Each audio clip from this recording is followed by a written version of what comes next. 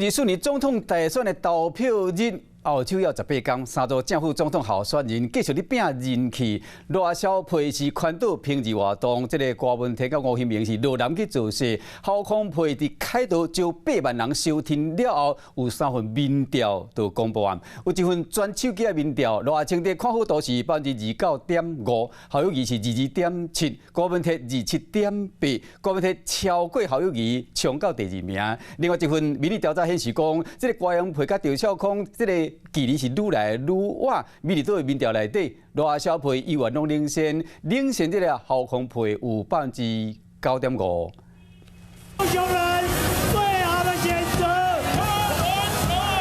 支持者前进高雄公山，替民众党总统候选人郭文摕调集歌韩国下尾将举办大造势，发出现场4万行。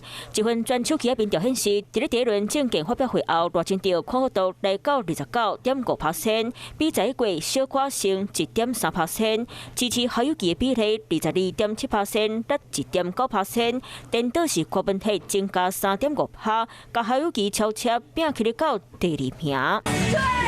的双手，做侯友宜，做萧少康，做国民党的后盾。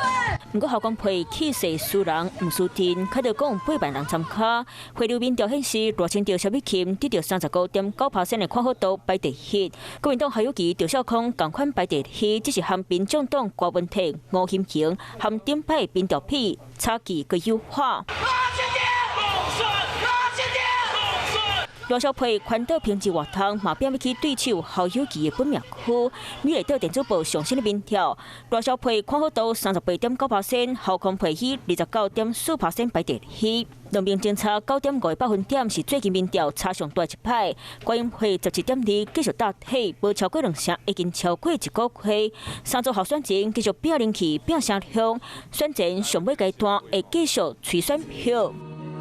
Hello， 我是林仙怡。想要抢先掌握最及时的新闻资讯吗？赶快订阅、按赞、开启小铃铛，锁定华视新闻 YouTube 频道。